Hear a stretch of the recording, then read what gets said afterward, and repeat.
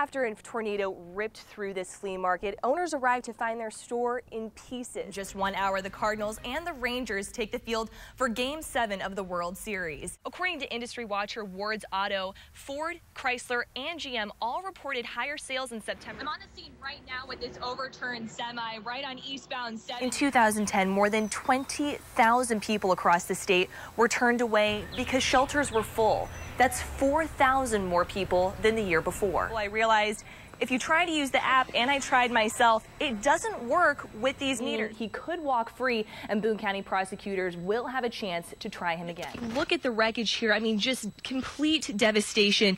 And even the roof has been ripped off the top of this hotel. It was the janitor who saw all of the commotion outside of the car where Kent Heithold was killed. The Kuhn family is just one example of Whitlock scamming people out of thousands of dollars. On Carroll Drive, where Columbia police found evidence of drug arrest, marijuana, and cocaine. This represents a turning point in Robert's road to recovery. We learned an F2 tornado here in Branson swept through this entire area here, about 8 miles. In this city, fans say football is like a religion. Some Holt Summit residents had themselves a good time today at the city's 6th annual Harvest Festival.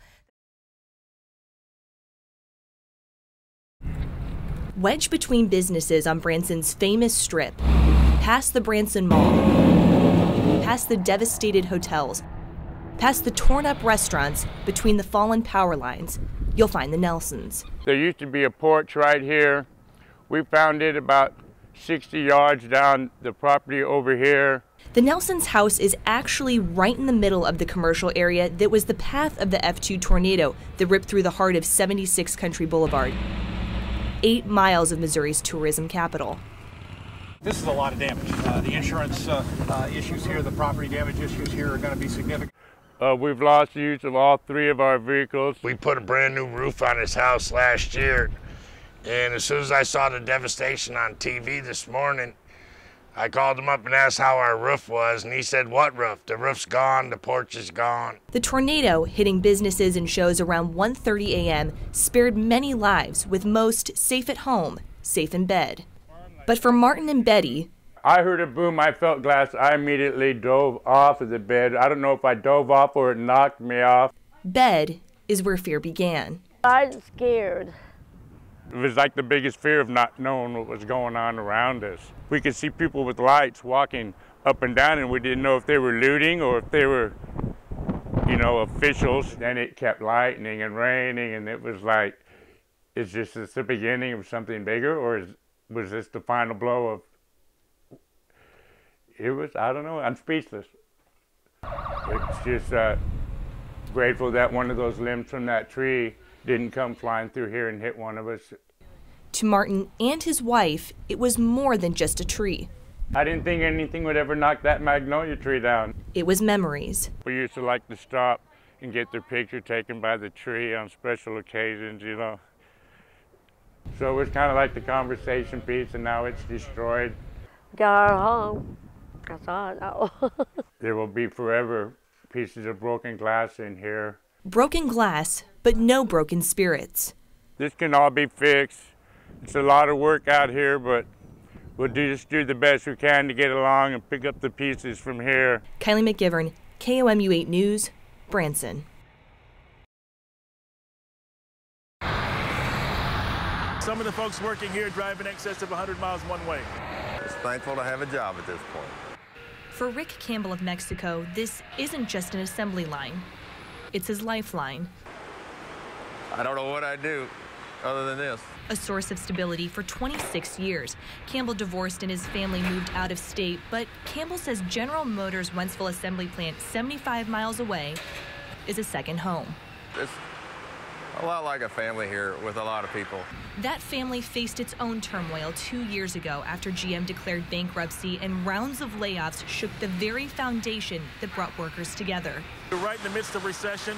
Our sales volumes went down and we lost a shift of production. Lost a shift and half its workforce, 1,200 people. Wentzville wasn't alone. Chrysler's wheels rolled to a stop the same year at its Fenton plant, leaving thousands jobless. But now, many Missouri plants are on the road to recovery. Presently, we don't have anyone laid off. Everyone's back at work. Volumes continue to increase, and we're hopeful that's going to continue. Following more than 2 years of negotiations and the Missouri Manufacturing Jobs Act signed last summer, Governor Jay Nixon announced Ford's plans to bring more than 1,600 additional automotive jobs to Kansas City over the next 4 years, investing $1.1 billion.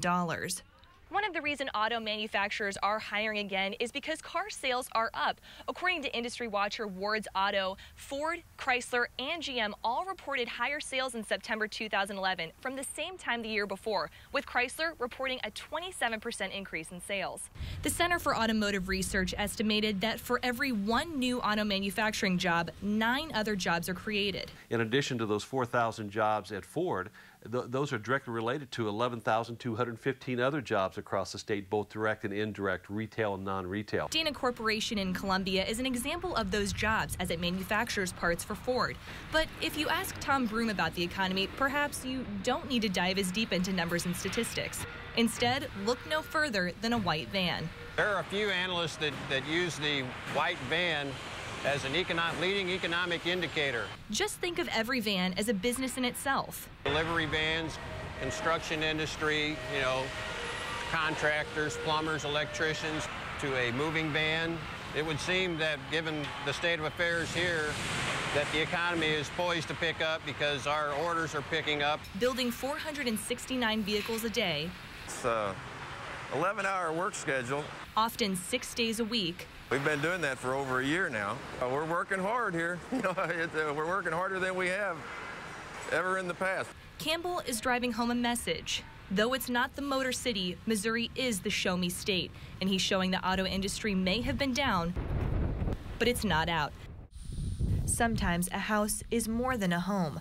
For one Missouri veteran, this is a symbol of hope, a turning point in the journey bringing this veteran back to his family, back from Iraq. It seemed like a normal night. It was really quiet, so that was a little bit odd. The last thing I remember was a noise, and I blinked, and I opened my eyes, and I saw golden sparks. 2 years ago, when Kanine was returning from patrol in northwest Baghdad, an explosively formed projectile hit his vehicle. I was so close that the explosives got in my mouth and in my nose, and I could taste it, so I was trying to think what happened. What happened changed Kanine's life. I think about it a lot just because of the injury and missing the legs, and it's just a daily reminder. And something like that happens, it's like hitting a wall. Life stops, and what you were and what you used to do is gone. Kanine needed a new definition of normal. I just kind of broke down and realized that I had to give up what I used to be and move on to something else. The depression, constant pain and frustration were hard on his 10-year-old son and wife. Try to keep things as normal as possible and let them know everything's going to be okay. It was very tough on the family. There was a point where my wife was even going to leave because I didn't want to do anything. I couldn't wear my legs. I just sat around and. It may not look like much, but to Robert, who spent 17 months recovering in an Army hospital, only to return home and spend another 5 months fighting a losing battle of trying to make ill-fitted prosthetics work, this represents a turning point in Robert's road to recovery. Kanine found hope at a Jefferson City prosthetics lab. So many of them have low expectations because they've been told, well, that's the best you're going to do. Kanine demanded more. And now? The jumping and hopping and balance, and he's just incredible. After about 30 minutes on the old legs, I was just exhausted to where, 30 minutes on these legs is no problem. That's just who Robert is he's going to push it as far as he can. And so it challenges us to be better at what we do. I wasted 5 months at a place, and then I came down here, and in 5 weeks, I got good sockets. So there's a difference. Bakun says Kanine made the difference. People like Robert, they make you want to be a better person. What was it that really maybe got you through those tougher times? Definitely getting our house. I knew everything was going to be okay then, and being close to our family. So those two things were really motivating.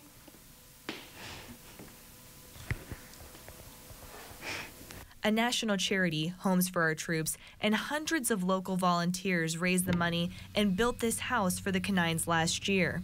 It really allowed me to focus on, have a goal to get home and get on with life. Now, Canine says he can focus on new goals, graduating with a business degree, getting a job, and taking care of his family. Small steps lead to big gains. So this house, this turning point of healing, has become a new turning point, one toward a new, brighter future for the Canines.